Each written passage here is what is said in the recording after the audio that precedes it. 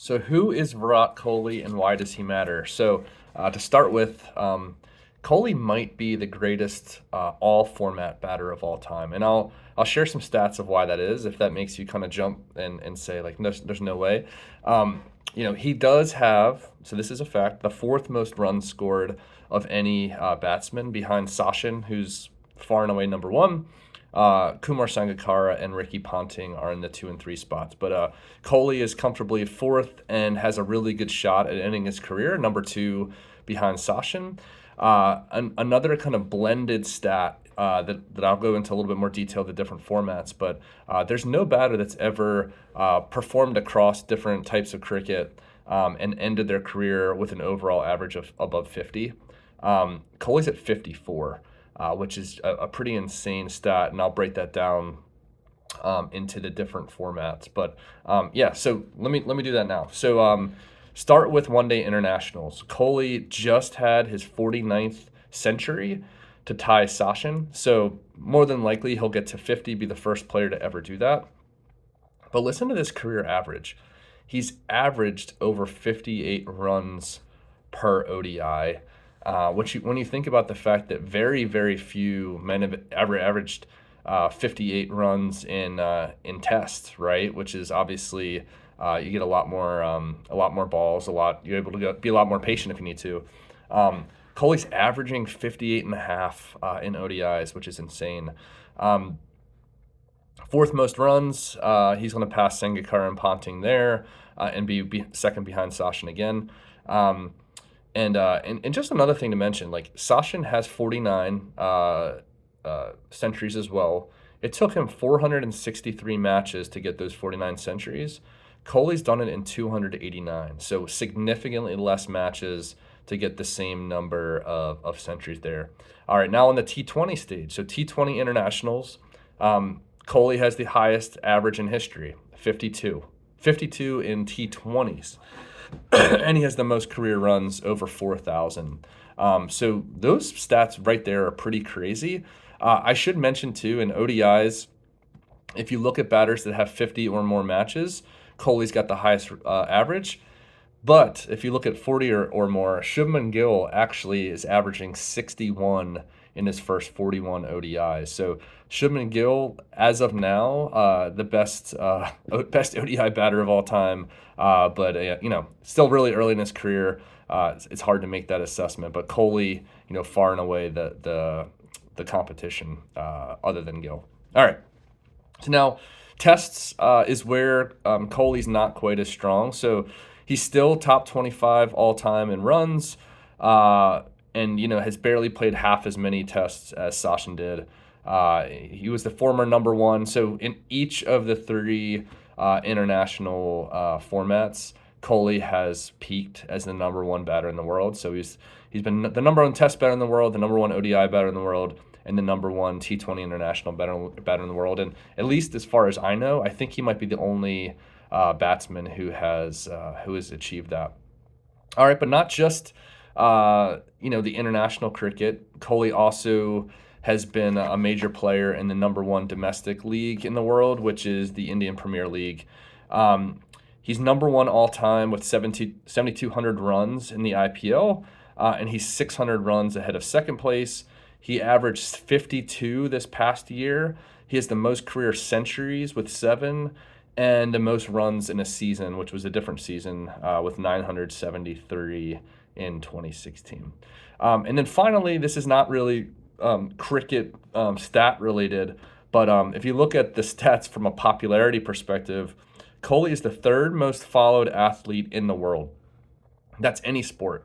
So if you look at Instagram, Messi and Cristiano, I think Cristiano Ronaldo is actually the most followed person in the world. So he has like 500 something million followers. Messi has 400 million followers. Kohli has over 250 million Instagram followers, which is, again, third most popular athlete in the world. Think about who else is on that list, right? You got folks like LeBron and all kinds of international superstars, Michael Jordan and Sachin, right? Like folks like that. And Kohli is the third most followed athlete in the world. So there you go. So a little bit of stats around why Kohli is relevant. And now I'm going to share some of my best cards of his, including, I think, the best and rarest of all of the Kohli cards that you could find. All right. So to start with, this is one that you've probably seen before. This is kind of the iconic standard rookie card for Kohli. So this is the 2011 Attax base. And this is quite a nice copy. This is the best copy that's ever been graded by CSG, which is now CGC. So that's a 5.5, which is an excellent plus. And that is quite a nice copy. You can see no creasing. The corners are pretty nice. I think this one has a little whitening, but for the most part, a really nice example. And then I think this might be the best Kohli gold that CGC/CSG has graded as well. Very off-center, left to right, but otherwise, one of the nicer golds you'll find. These are notoriously extremely tough to grade. So, these are what you consider maybe the standard rookie cards of Kohli. I think that they deserve to stay as the rookie cards, whether or not the conversation we're going to have here in a minute. If you're on one side of the fence or another, I still think this is the rookie card.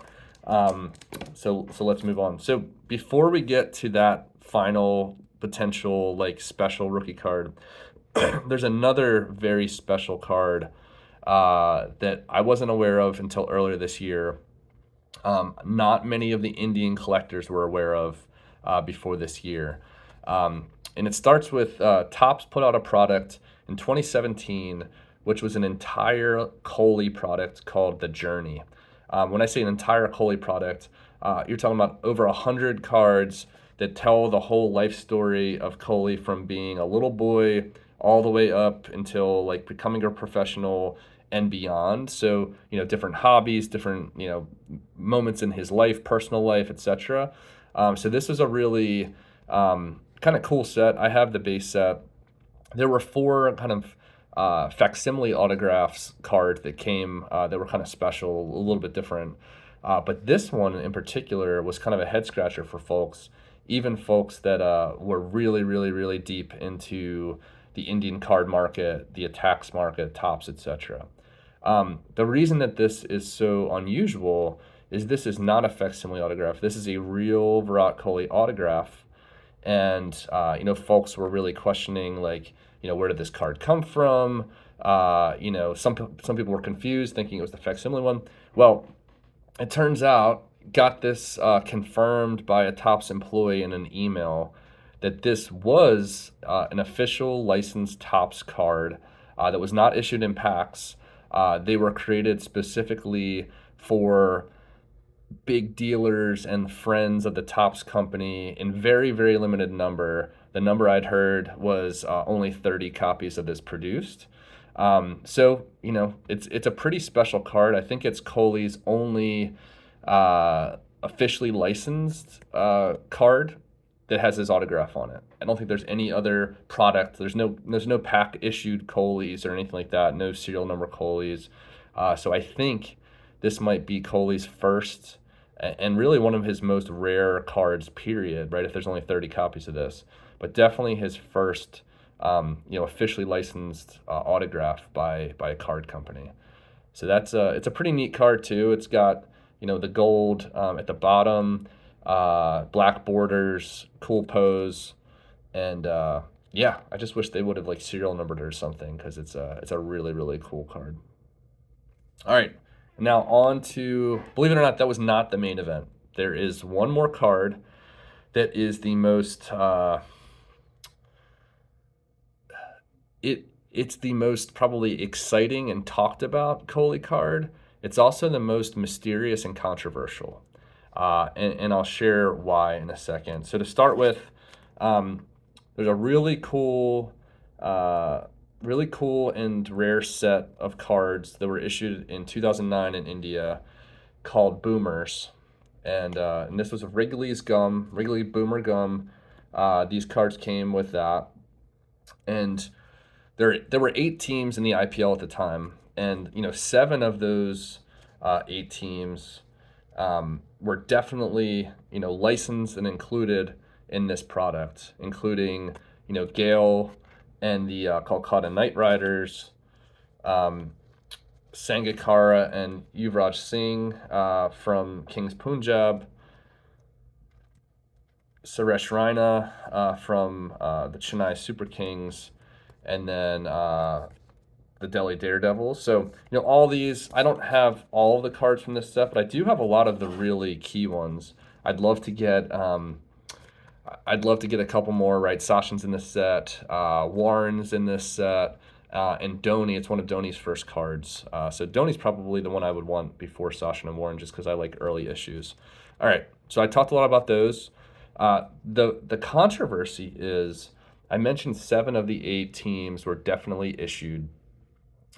One, there's still a question of, was it issued? I don't think that that Boomer/Wrigley's had a license with them, but this card has gotten out there, and there's all kinds of stories about why, and that's the team of the Royal Challengers Bangalore, or RCB. This is the team that I don't think had a contract with Wrigley's at the time, and this is the card. So, part of the controversy here is there was a copy of this card that made it through PSA grading onto Golden, was going to sell for thousands of dollars, but it was a fake.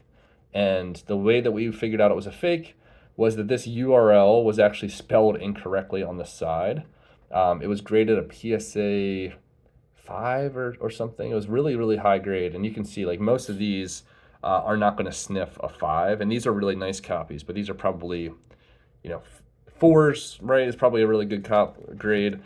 The Kohlis I've seen that don't have that kind of obvious fake thing are more in the PSA 2-ish range. And this one definitely falls into that. There's no major creasing, but the corners are pretty frayed, and the surface is a little bit cracked. But yeah, but I have the card, and it is I'll just pull it off the top there. It's a very, very cool card. If it's real, and I say if, and I'll talk to you about why I think it might not be, but if it's real, I won't say it might not be. I'm 50-50 on whether it was actually issued in 2009, specifically this team. And I also have no idea why it made it to market, when it made it to market. But if this is a 2009 issued card that was officially issued by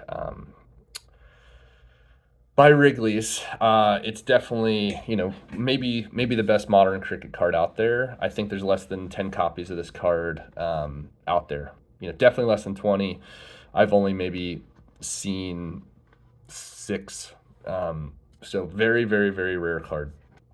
But here's the question, right? So number one, there's a website called Creatiges that was apparently the marketing company behind these cards. And, the website shows all of the cards from all these teams, the 7 teams. It does mention RCB, and there's actually a picture of this Kohli card as well as another player, Anil Kumble from the same set. So that's like in the column of, like, is it real? Like, there's a pro, could be real. But in the columns against, right, like, there's some big questions. I will say that I went through the Wayback Machine on that Creatiges website, and I could at least see, at least back until 2013, the image of this card does exist. So it's not like this was just kind of manufactured in the last couple of years.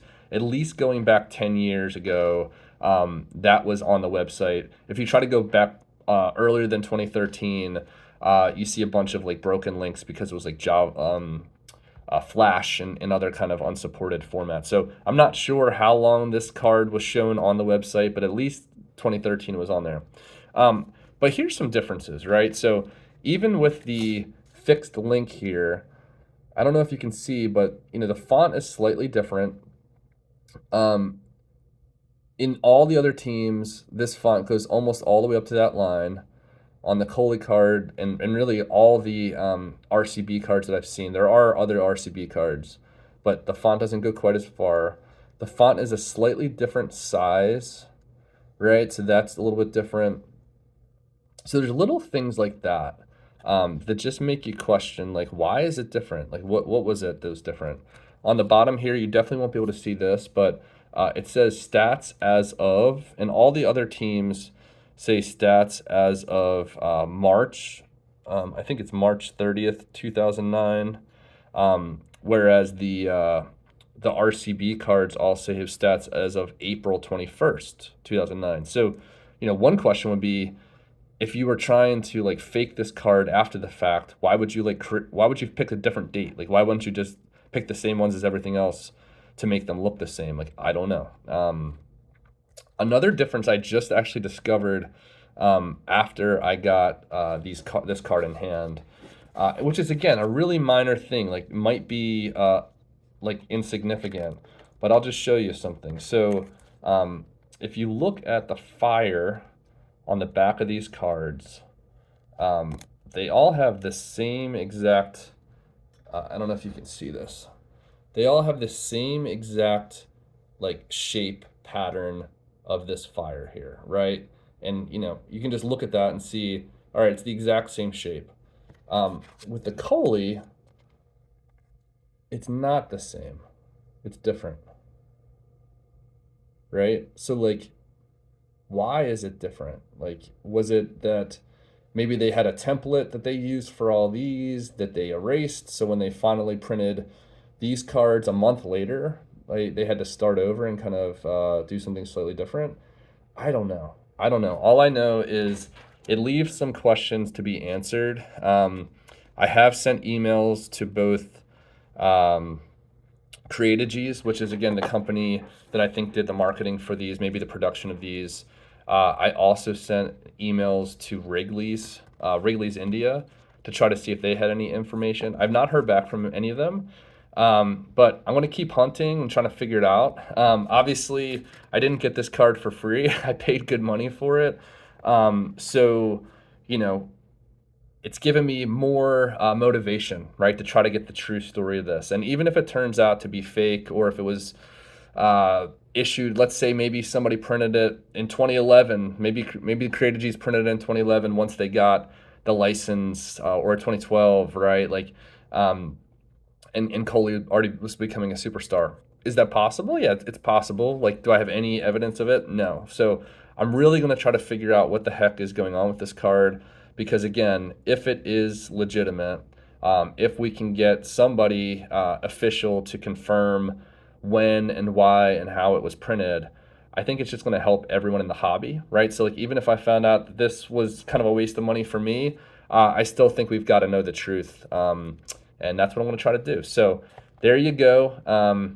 I got the two rarest Kohli cards, and this one was mysterious as well before Topps wrote back and confirmed it. So hoping to get a similar confirmation one way or another on this one as well. So there you go.